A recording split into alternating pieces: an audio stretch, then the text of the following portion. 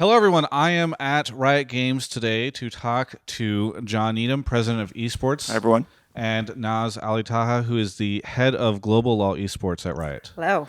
And we should say that this is the second time I have done this interview.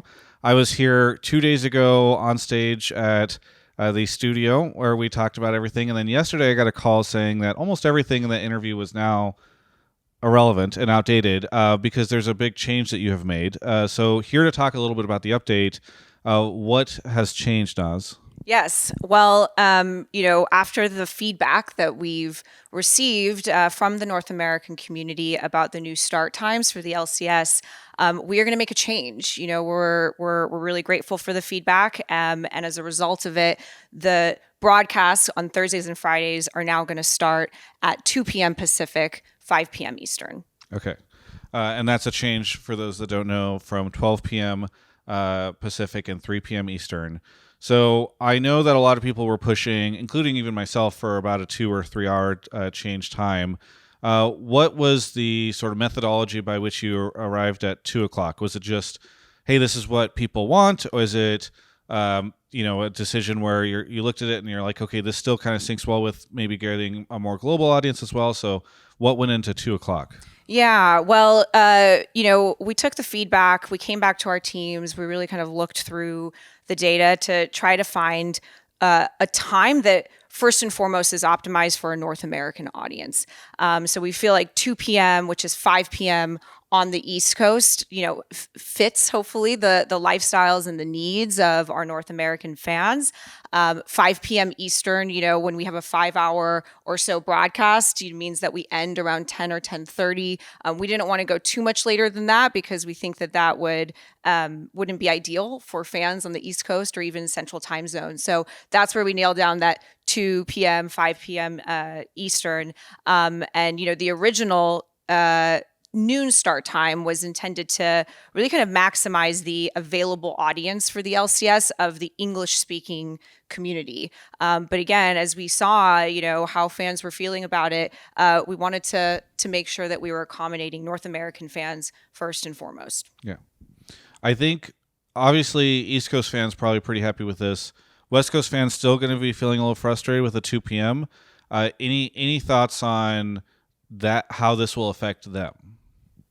Yeah, it's tough in the U.S. I think a lot of our other regions don't have this time zone to really consider when they're setting their start time. So, we're hopeful that through match scheduling, we'll make sure that fans on the West Coast are also able to access the best of the league, when they want on a daily basis. So it'll be an iterative process, as we go through the season, as we kind of understand the viewing patterns and behaviors and needs on these new days and these new times, we'll be making sure that the team's adjusting as we go. Yeah, and we have about 70% of our North American audience that's on the East Coast. So as we looked at all the time zones, looking at the Midwest, and the East Coast was one that we would lean more to when we think about broadcast times. Yeah. You mentioned the matches that will be played.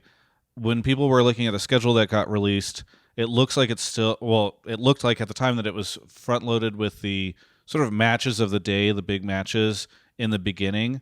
Are you still planning on having it programmed that way? Is this something that'll shift over time? How are you approaching? It's something that is going to be malleable over time. We're not going to change that, those first few weeks, that schedule, because we've already communicated that to the pro teams, and it'd be pretty unfair for them who, they've been prepping and scrimming against that match schedule. So we want to make sure that we keep that consistent. But after we see, like I said, what viewership is like and how fans are feeling after the first couple of weeks, we'll make changes to the latter weeks if needed. Okay. So I do want to get a little bit broader and talk about the way in which we got here, which was led, I think, a lot by communications that people were very frustrated by.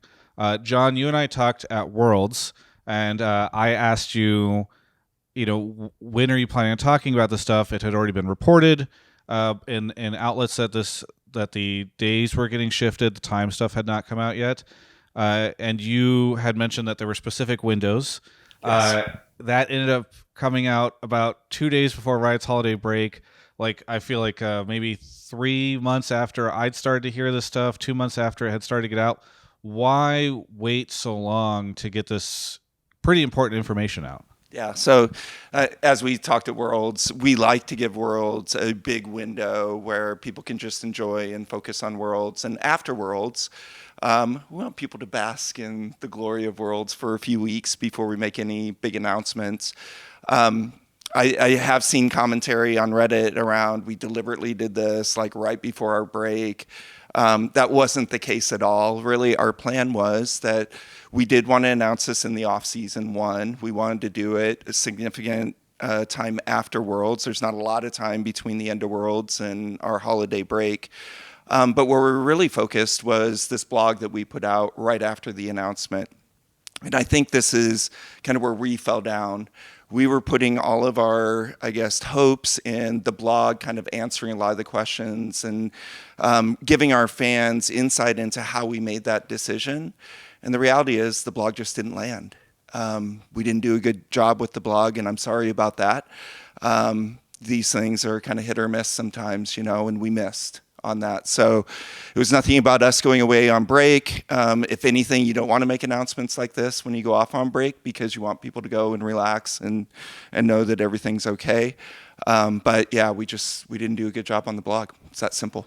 I mean, and that's that last part that you talk about is getting this out right before the break. I mean, I think a lot of people were disappointed because these types of announcements, you usually want to be able to have like a dialogue with the community. Yeah. Having it hit 2 days before the break, it was really aggravating some people. Where it felt like even if it was not your intention to put it out there and then immediately head into the holidays, a lot of people felt like there was not any opportunity for dialogue with Riot or like feedback or AMAs or additional videos or additional interviews or anything like that.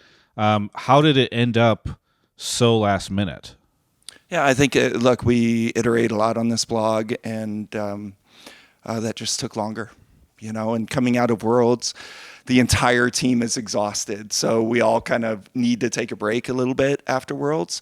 And it just didn't leave us a lot of time to get it pulled together. So there's a bit of a prevailing narrative that has occurred recently around, this idea that Riot doesn't care as much about the LCS these days. And I think that's what a lot of people also felt from that, right? Is that because it was such limited communication, because it felt so last minute at the end of the year, that this was a sign that this was just not a very high priority for the team. And I'm curious if you have anything to say to address those concerns or those feelings from people. Yeah, 100%. So, I think company-wide at Riot, we probably haven't done the best job recently in communicating what's happening with our games and the company and everything. And we are focused on that. We built a new community team this last year. We have a new social person running social for esports specifically that we just hired, just started right after the break. So you're going to see more focus and on us communicating better with the community. I tell you, if there's one thing I really want to talk a lot about, and we talked about this after Worlds, was this whole narrative around we don't care about the LCS. The LCS is dying. Riot has forgotten about the LCS. That just couldn't be further from the truth. League of Legends esport is by far the biggest esport on the planet, one of the biggest sports on the planet. The LCS is one of our more important leagues within that ecosystem. We're not going to do anything that weakens our hold, that hurts the overall sport, that hurts the LCS. It's our oldest league. Riot has invested over the years over $250 million into the LCS. We wouldn't just walk away from that investment at all. If anything, we want to get more out of that. And the LCS as a league is our number 2 league in our ecosystem from a revenue perspective. The unfortunate part is that it's number 4 and sometimes on some weekends number 5 in terms of viewership. So as a leader, I look at that gap and I go, we have some work to do to make the LCS better. So we're going to focus on the LCS this year. We are investing in the LCS 50% more this year than we did back in 2018. So we continue to make more investments because I have a philosophy around I'm going to invest into our products to make them better, to make them sustainable. And so we're going to do that. And that's why you see so many changes to the LCS right now with broadcast times, with what we want to do with the show. We've got other things that we can't talk about right now that we're investing in, but we love the LCS. If there's one thing I don't want our fans to doubt, we are so committed to the LCS. We are so passionate about the league. It hurts us when we see our fans not believing that, because that is not the intent. Yeah, I know you mentioned investing more than you did in 2018. That kind of brings me to a conversation that has occurred, and we'll talk about this later, but the Dash stuff as well as some other things have led people to think that there are budget cuts on the LCS this year, Naz. Are there budget cuts? What does the budget look like for this year? There are no budget cuts. John can vouch for it because John gives me my budget for LOL Esports. Our budget year over year is flat. So we are going to be investing just as much as we did last year, and probably 2020 in 2023. We're going to have 2 amazing road shows. We've revamped the studio and really invested in bringing that kind of modernizing, I'd say, the studio and getting really great technology in there. We're investing in publishing and promotion and content creation. And so the investment is as high as it's ever been for the LCS. And frankly, we're not going to take our foot off that pedal, even going into future years. Yeah. Okay, so the other concern that people had around the budget cut stuff, the rumors, were just, there was a report that talked about how much FTX going away across many different sectors, but including their partnership with Riot, how much money that was and how much that affected the LCS. Are there any repercussions from a sponsor like that leaving the league? We're just as invested, regardless of what is happening with FTX. We're not taking down our investment as a result of that. We have a fantastic business development team, and they're going to be out there, bringing sponsors in. And, LCS this year, they're going to have 10 or more sponsors. So the league is healthy in that regard, even though FTX won't be on board anymore. Yeah, and when I say the LCS is the number 2 revenue generating league, that's adjusting for FPX as well. Okay, gotcha. And then you whenever you talked a little bit about the number 2, you also mentioned viewership and LCS being 4th or 5th. Yeah. Has it always been that way? Because obviously fans have felt as though there's been a viewership dip. It hasn't. Actually, sadly, viewership has been slipping over the past 3 years. So the LCS used to be, and I'm saying 5-6 years ago, the number 3 league in our ecosystem from a viewership perspective. The LEC has done a great job building their show over the past few years. And, Brazil, our fans in Brazil and CB LOL just continues to get more and more popular. So as the LCS viewership has slipped a bit over the past few years, we've just had leagues that are growing and making strides.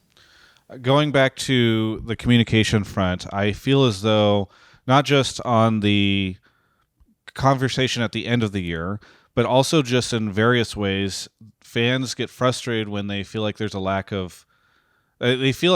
a persistent lack of communication on the LCS side. So a great example of that is there was no communication really about the kickoff tournament, the global kickoff tournament, and what LCS was doing. It was a reference in that article that came out at the end of last year, but also it was about 24 hours beforehand that we saw any kind of promotion of the event from the LCS side. I think one tweet went out for that kickoff tournament that happened last week. So that's an issue. The blog post at the end of last year did not reference at all that lock-in disappeared. So fans, even though that was a popular event, and I know there were issues with visas and all that stuff, that was also a thing where people were just like, "Hey, we knew about this product, and now it's just gone." What is causing sort of the shortfalls there? Yeah, it's just something we've got to get better at. And I think we're inconsistent across the world. Some of our regional leagues do this fantastically, and we're going to work on this for the LCS. We're all leaning in to make sure that we can provide more transparency with the fans. We hate that the silence from our end essentially, created angst and skepticism in the community. And not only that, because the silence went for too long, I would say, that festered, right? And now, understandably, we see some of the concern and the narratives that, as we're saying, are false. But I don't blame the community that those are the narratives. That's on us. And so you're gonna start hearing a whole lot more. That is something that we are going to be pushing on as a big goal of ours. Be patient with us. It might take a little bit of time, just to get those wheels in motion. But it's absolutely a priority. We want to make sure that fans have information. We want to make sure we're having that dialogue. Yeah, we talked about the basics of sports marketing last time we got together, and that is our thematic. I've had numerous people tell me, John, you've done a really good job building a brand around this basics of sports marketing. I'm going to pound the living daylight out of that all year. So, like I said, we just hired a new head of social, she's helping us strategize around our channels and getting better with that. We have new community people we're reorganizing around as a company, not just for esports, but as Riot, around getting better about talking to our community. And I just want to say, there are so many passionate rioters that are working for the LCS. Everything is so well intended. They believe in the product. They are working so hard. And so I don't want this to seem like, we're coming down hard on a specific team. This was kind of an unintended, right, outcome. And so it's something that we're going to work on. It's something that I know the team is excited also to lean into and, start talking to the community more often. And Travis, I'm happy to do this show every month, if that helps. Yeah. I mean, I hope in one sense we don't have to do it every month, or if we do, it's around more positive stuff. Because there's just obviously a lot of frustration. It's not always fun to come in and be, to have my laundry list of issues, of which I will bring up the next one. I've seen a lot of chatter on Twitter, obviously very different than at Worlds where you have a global sport people have to travel to attend, but we're less than 2 weeks out from the start of LCS. Tickets, it's a familiar refrain, not available right now, and no information on when those are going on sale. So I don't know if there's any way you can share anything around that. You're going to hear it here first. Tickets for the LCS will go on sale on Wednesday of this week. Okay. It's still only a week ahead of time, right? Yes. So I guess that's also one of those things that you guys are working hopefully to implement. 100%, and that's across the board, not just for LCS, for global events. That is a pain point for our fans. It's a pain point we are absolutely going to address. We want to provide the best esports experience, whether you're watching at home, whether you're coming to one of our arenas, whether you're traveling, to an international event. And part of that experience is it's the planning and the travel and being able to actually have the runway you need to be able to do that effectively. So it's something that we're working on with all of our teams across the board. And I think you'll be seeing some other announcements coming out this week for the LCS, in terms of their roadshows and what you can expect there too. The thing you mentioned a second ago about sports marketing was, as you said, something that we talked about in that last interview a couple months ago. I think a great example of where it seems as though that's somewhat lacking is around the updates to the schedule and the days. Not only just on the announcement coming very late, but I don't watch cable television. I don't have it. But does anybody? Really? Yeah, exactly. But I know that whenever in traditional sports there's a schedule change or they change programming or broadcast times or whatever, there's a very big initiative to push for people to become aware of that. I would have expected by now to start seeing videos of, the casters all being like, oh, you could watch it during the weekdays coming home from work, like a big push to try to educate people on this new time. I know that the people that are probably watching this video and are on Reddit and, the most passionate fans are very much aware of the times and the date change because they've been talking about it so much. But I think that the average LCS fan probably doesn't even know that Doublelift is coming back to the league yet.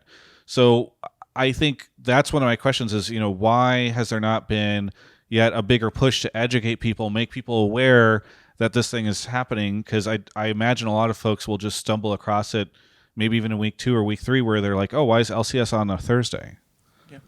I mean, you'll see us in the client. That's our primary channel where we reach out to our players and we let them know what's happening. We control that by region as well. So we can do LCS specific stuff in the client. As you can imagine, there's always a lot happening in League as a game. That client space is difficult to get, and typically you get small windows there. So you will see some promotion in the client before. Again, we just haven't done a great job on the communication side. We'll get better leaning into this stuff.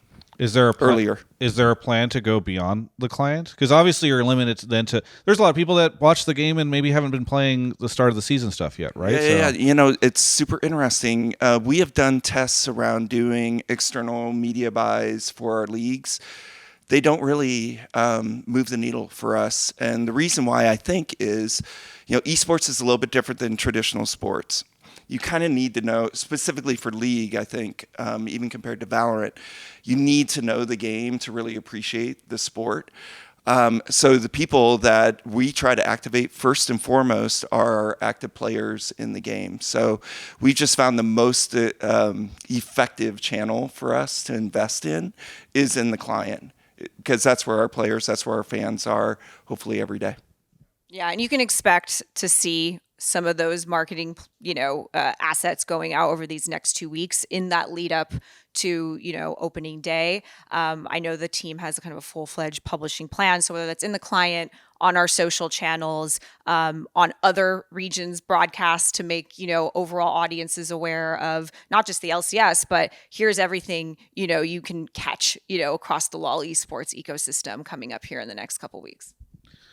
One of the major things that I think further ignited the frustrations of folks around the communication stuff was the Dash announcement at the beginning of the year. People were, I think, really surprised. Obviously, people are huge fans of his work on the broadcast. We are too. And, well, I mean, and that's, I think, what makes people really frustrated, right, is that it felt as though there was not any recognition from LCS. I think there was only a retweet of what he had posted, and there was a lot of questions around what this even meant. I know he referenced that he might continue to work with the LCS in some capacity.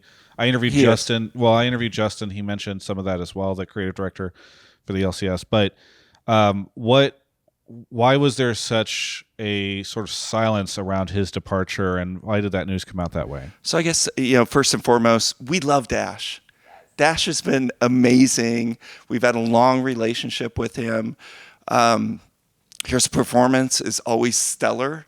So the changes we're making to the show have nothing to do with Dash's performance or our relationship with Dash. We love Dash. We started talking to him last August because we did some tests this last year around a hostless show and what that could look like for the LCS. And one of the things that we think we can improve with the LCS show is traditionally it was set up kind of like ESPN and kind of like traditional sports where you see the match, you go to Analyst Desk, you analyze the match. We don't necessarily think that's what our fans want in esports. So we want to change the format of the show. And we started talking to Dash about this last August, that we think we're going to make a stronger push into doing a hostless show, doing more entertaining segments instead of Analyst Desk, and just experiment more to see if we can find a voice that resonates better with our North American fans. So Dash, we always wanted him to be a part of that. We have other esports, we have international events where we're in active conversations with Dash to work with us on those. So for us, it wasn't a goodbye to Dash, because we're not saying goodbye to Dash. We wanted to do a joint release with him, but Dash had to go a little bit earlier, and that's fine. But we're not quite there on how we're going to fully utilize Dash, but he will be a part of the LCS show this year. So we just didn't feel it was right to say goodbye, because we don't ever want to say goodbye to Dash. He's been great. And that's, Travis, I think to your point, and to the earlier point, we just have to get better where, I think the silence on our end is usually very well intended. But staying silent again is causing a lot of misconception, and we've just got to get back to more communication and more transparency. The start times and the schedule moving to Thursdays and Fridays. I know we talked a little bit about the update at the beginning, but I'd like to go back to that now.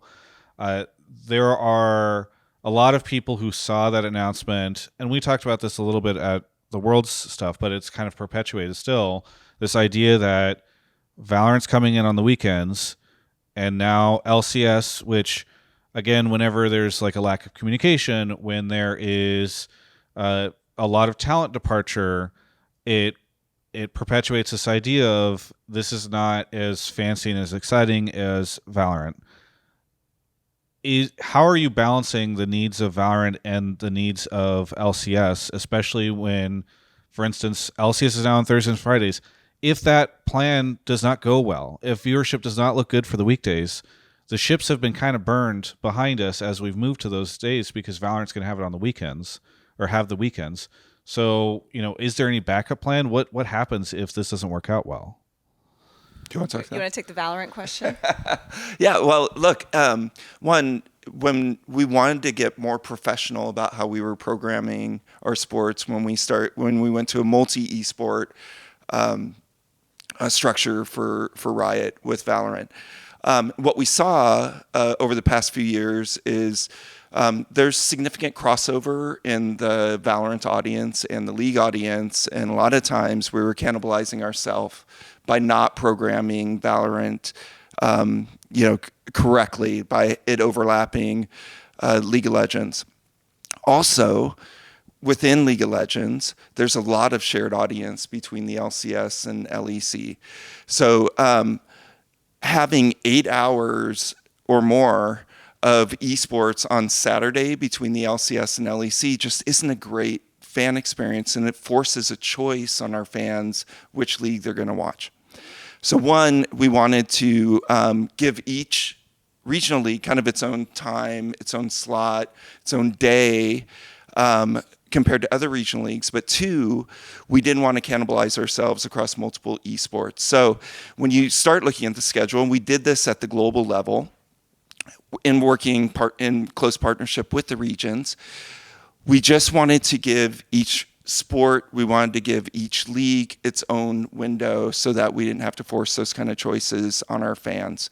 And that's where we landed on LCS being during the week, the Americas VCT League being on the weekend, and in Europe, it's the reverse. So we just had to make choices. When you're trying to carve out windows, you have to make choices. And when we did the analysis of all the viewership data and all the kind of highest available audience for each sport, we landed on Thursday and Fridays for LCS. Yeah, and I would just add to that, as we looked at the LCS and how we can kind of bolster it, right? Especially after we talked about some of the viewership slippage these last couple of years, getting the LCS its own days and kind of getting them out from under the shadow, I'd say, a little bit of the LEC, because the LEC goes first, right, on the weekends, was really important to us.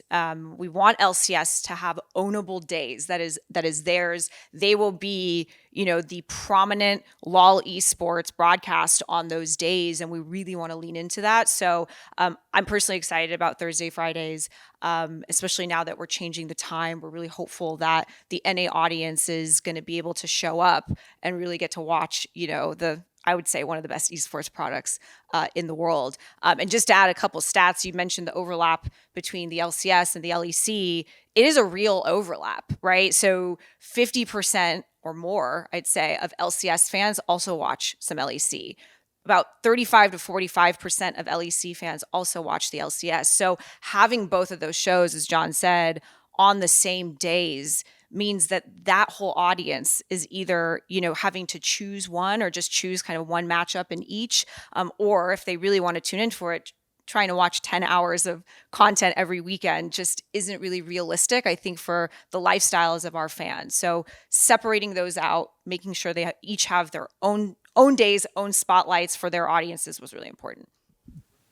LCS fans looking at the schedule, they might, if they are already thinking that Riot is deprioritizing LCS, they will look at this and say, well, of course they are, because LCS could have had Saturday and Sunday, and LEC could have had Thursday, Friday, or VCT could have taken the studio on Thursday and Friday, and LCS could have been in there. So looking at this, they see LCS being on Thursday, Friday, and say, well, of course, we got the short end of the stick. Yeah, so I'd say a couple of things. By no means is the LCS at the bottom of the totem pole for us. Like John said, LCS is one of our biggest leagues, our most important leagues. EU VCT is also moving off the weekends. This was an optimization, I'd say, exercise, right, across the whole calendar. And most of our leagues compromised, right? Everyone kind of had to compromise so that we could get every league in a good position. So LEC, as an example, last season was on Fridays and Saturdays. And then if they had a super week, they'd go into Sundays. They are now going to be Saturday, Sunday, Monday, right? So that's an adjustment for the LEC. We talked about VCT coming off. LCK is adjusting some of their broadcast times to kind of capture a wider audience. And so this was no way intended for the LCS to have a lesser time slot. And in fact, when we looked at the numbers and the data and the viewing patterns, we actually saw that the audience that's available for the LCS on the weekends versus Thursday, Friday is actually pretty equivalent. It's actually a little bit higher on Thursdays and Fridays. And so, we're going to see how this works. We're committed to really monitoring this season and adjusting. This is going to be new for all of us. So we're going to learn and we're going to adjust as we go if we need to. And our Asian leagues, they have been broadcasting during the week for many years at this point, to great success, by the way. They don't see a big drop-off on weekends versus weekdays. So, again, to what Nas said, we see a lot of opportunity during the week that we haven't tapped into, and a lot of opportunity in giving each league, each sport, its own window. So when the announcement first came out at the end of last year, there was kind of an argument made of, hey, we think this can really increase viewership if we put it at 12 o'clock rather than 2. Obviously, I have been a public proponent of putting this at 2, but I do wonder, now that you've shifted it, are you making the conscious decision to have a viewership hit or less viewership available to assist the North American viewers? Yeah. Sorry. Do you want to go? Go ahead, Nas, and then I'll go. No, okay. There might be. That's the real answer, right? And I think we're okay with that, as long as we make sure that the top priority is our North American community. The 12 o'clock time zone, or time start, I should say, was optimized for the biggest English-speaking audience that's out there. Like we said, we do know that there is a big audience outside of the US for the LCS, and we think that's a good thing, right? Growing global fandom for our leagues, for these teams, for these pros is a great thing for the sport, but it can't come at the cost of losing our domestic audience. And so that's why we're going to do the shift. But in addition to that shift, we do want to look at ways to bring more fans in, even starting at these new times. So you can expect to see us launch, as an example, like a Spanish language feed later this season. We're looking at other interesting things like getting co-streamers in other regions to, bring LCS content there. So we're going to try a number of things this year to really kind of get the LCS back to those peak viewership years that they saw in 2016 through 2019. And at that time, about 45% of that viewership was coming from outside of NA. And so we just see this as like a huge opportunity area. By the way, I don't know if you saw it, but we built a co-streamer pod in the arena. So we're going to lean even further into co-streamers. That may be a way that we reach other languages as well. But this is one of the differences in esports and traditional sports that really took a while for me personally to kind of get my head around. I'm a huge traditional sports fan. Traditional sports are hyper local. Like, you're an LA Rams fan because you live in LA generally, I think. I'm a Boston Celtics fan. I don't live in Boston, but I watch the Boston broadcast, and it's at East Coast times, which aren't great for me, but I still watch every Boston game. with esports, fandom is much more international because the nature of online games and, and our audience being online and on streaming platforms. And so the fandom is spread out more. It's more of an international focus, I think, for each of our regional leagues that we want to strengthen going forward. So we do think about the audience for the LCS that's outside of North America because that's a key part of our player base. That's a key part of the fandom for the product itself. So it is a consideration, but primarily we want to focus on serving the NA audience first. Are there any plans to increase transparency around North American viewership as opposed to the rest of viewership? Because there's a lot of doom and gloom that occurs whenever fans who can't really do much beyond like look at the number underneath the Twitch stream or the YouTube stream. Every now and then esports charts puts out like a report or whatever, and that sometimes creates like a Reddit thread. And when they see viewership slip, I think people tend to feel like LCS is dying, right? That narrative starts to spin up.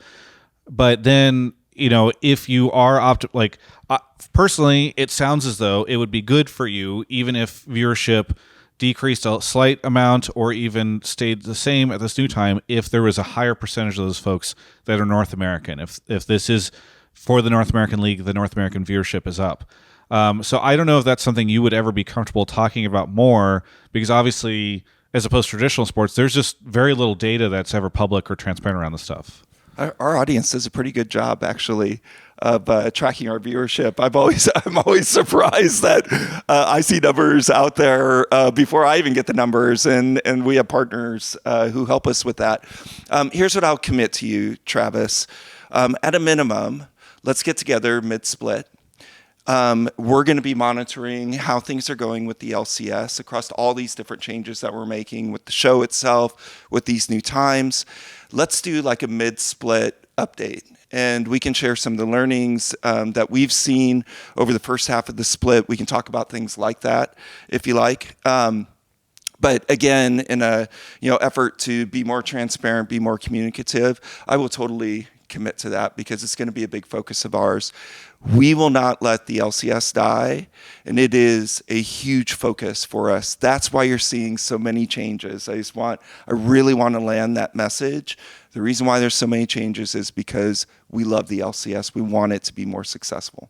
It's a great product. Yeah, I mean, I'd love to talk more mid-split. I think it is a good time to do a bit of an update or deep dive. But also, I'm curious, how long are you committed to this 2:00 start time, Thursdays and Fridays?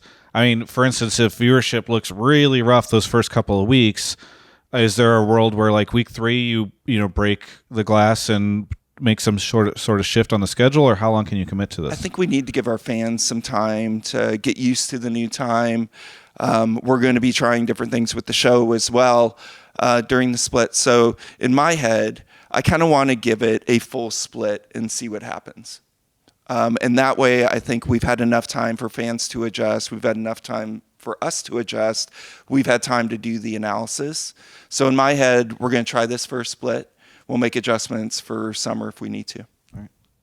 I think we've talked about as much on all the LCS stuff as I had notes on. Obviously, shifting to 2, I think, addressed a lot of the frustrations that I had in our last interview. But I am curious about the format changes that you've made on the global front, because obviously those have been amidst the frustration around the LCS. There's been a lot of positive reception around the global format changes. So for the first time, we want to talk about formats. Yes, and I'm going to let Naz do that. Yeah, she did all the work with her team. So Naz, I mean, what went into these changes? Because obviously people have been very critical of both MSI and Worlds for a while. Yeah, we've gotten a lot of questions, including from yourself, over the last couple years, around global event formats. And so we started, looking at that really seriously as early as 2021. And that exercise continued through the 2022 season. We wanted to take a very deliberate, analytical approach to it. We didn't want to just quickly make a change for the sake of change, but we wanted to address the challenges that we had also identified on our side with the formats, as well as, like hear the fan feedback and really understand what fans were looking for across the world, and that feedback's different depending on what region you're looking at. And so it was a very collaborative effort here internally. It was our team here on global, but working with every one of our regions around the world to really beat up multiple versions of different formats. We looked at everything, and so I'm personally really happy with where we landed. With MSI being a full double elim, I cannot wait for Worlds, because I think having a Swiss format instead of groups is going to be really, really exciting. Just that dynamic seeding, and it's just going to be so much more competitive, right? Having teams of the same record be able to be consistently matched up. So yeah, we're thrilled with where it is. Again, we're going to learn from it. I'm sure there's going to be a ton of learnings coming out of it, and we'll continue to adjust as we go. But it's going to be a very hype year for international events. I am super excited. And Swiss is going to push us on communication. That is the one drawback to Swiss, is we are really going to have to be clear about who's playing who and when. But no more dead games during groups. I can't. Oh, so good. It's going to be great. So a lot of people will be looking at MSI and they'll say, hey, this is a really exciting event. World's very exciting event. And they will wonder if they can purchase tickets to this in a reasonable way. That's right. So are these going to be available more than about 3 or 4 weeks before the start of the event? Absolutely. You can expect MSI tickets, information about venue and schedule to come out in mid to late February. And then same thing for Worlds. We're going to give a really long runway so that fans can really make their plans. And we can't wait to see them in our venues. Do you have a window? I know you were able to give a window for MSI. Any kind of window for Worlds? Nothing that I can share yet, but like I said, we want to give many months of time for fans to be able to buy tickets and make their arrangements. So more to come on Worlds. I know we haven't announced the cities or the venues yet. Expect that coming pretty soon. Very good. We're close.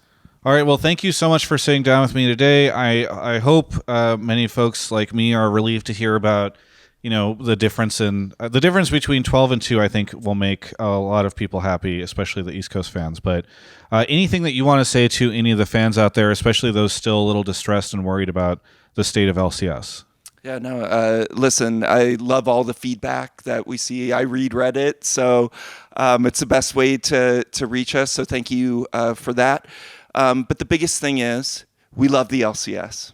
We are committed to the LCS. We only want to make it better.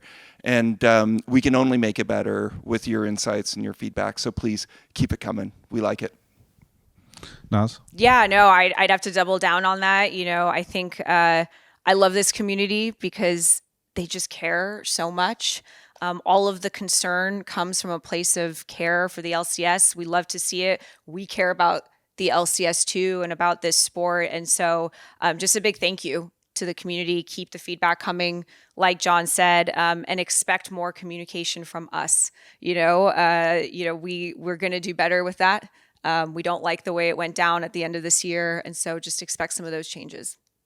Again, thank you so much for joining me today. I guess we'll be talking mid-split. Yes. Yes. So thank you. We'll talk. You're gonna. John just secured his next show with you. Yeah. Hey, Travis. Thank you so much for doing these things, man. We really love what you do and all the content that you produce for the community. So thanks, and anything we can do to help you, just ask. Well, I am happy that you guys are always down for me to come at you and be very frustrated 100%. about some new decision or whatever. So I do, but I mean, again, I'm just happy you guys are willing to do this because I think there is a lot of frustration around the communication stuff, and so I guess we'll see how the first half of the split goes, and then I can come back and be frustrated again if it's not going well. Please. Thank you guys both for the interview. For everyone else, Thank you, everyone. You can check out the rest of my coverage of all things leading up to LCS in just a couple of weeks right here on my YouTube channel. Hello, everyone. Welcome back to my channel after the holiday break. I'm back here at the LCS. We're covering all sorts of cool stuff and getting hyped for this year. So please be sure to check it all out, subscribe to this channel, and then shout out to Alienware for sponsoring so much of what we do here. Wouldn't be able to cover this year without them. So thank you so much to Alienware. You can check them out at the link in the description below, and purchasing something from them helps us out here.